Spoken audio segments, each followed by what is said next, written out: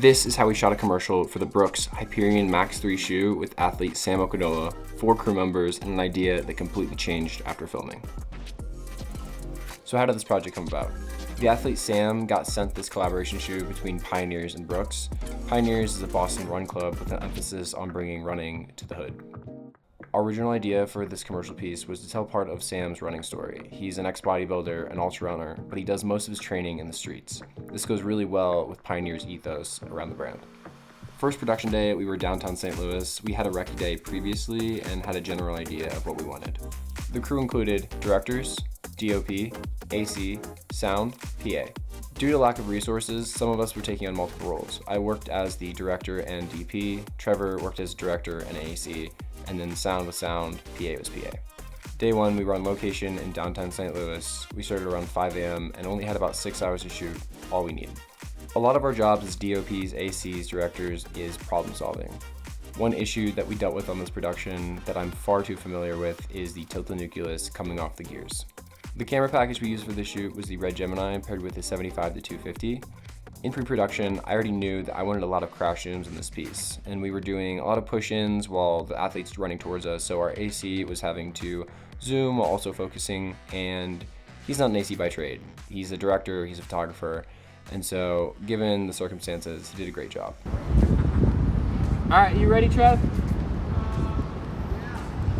All right, camera speeds. All right, and action. Oh, that's gonna be good. Camera.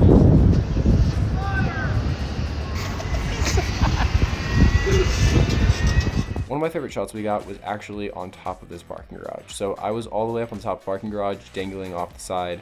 Trevor, the AC and director, was holding on to me for dear life so that I wouldn't fall off. And I was shooting down onto the street as the athlete crossed the road.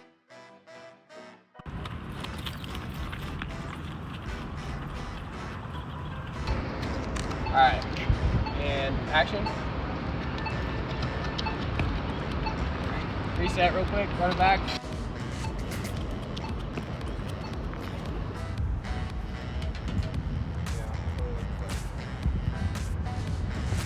I don't know, this is really high. Parkour! Yeah.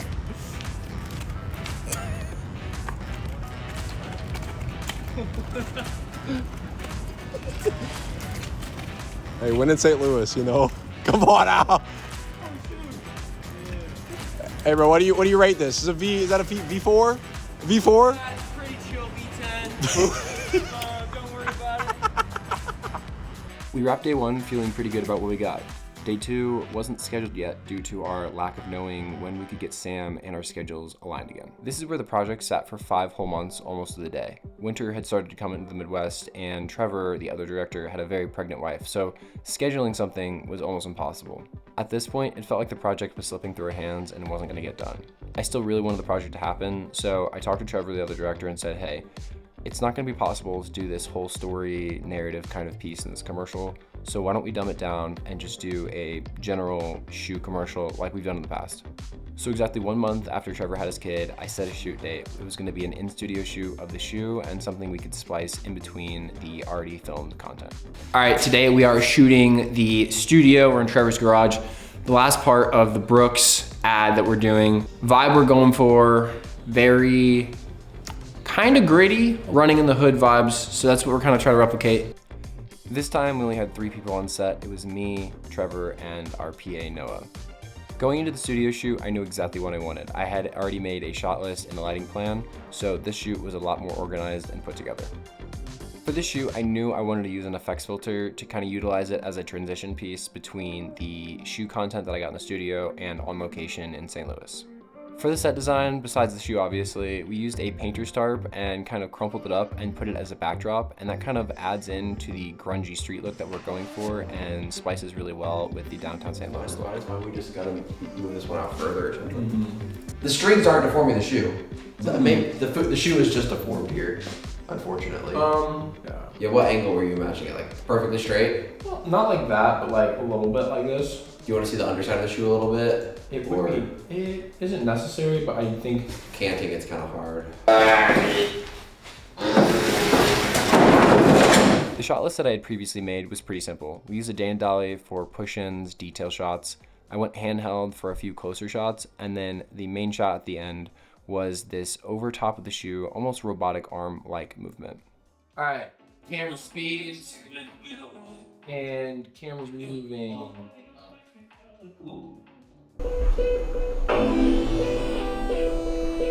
Oh, let me make, okay, I made that 100? Or is it 300? 300, I made it full brightness. And then let me, Bro, that looks.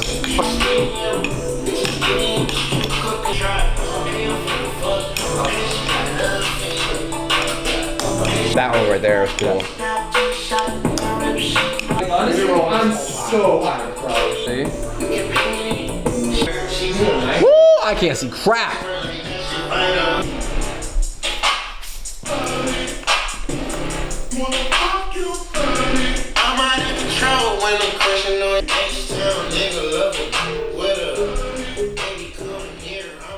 Now obviously I don't have a budget for robot arm, so how do we do this? I took the Dana dolly, underslung the camera, and then kind of just did the movement myself. This took quite a few tries, but at the end I think we got exactly what I was looking for.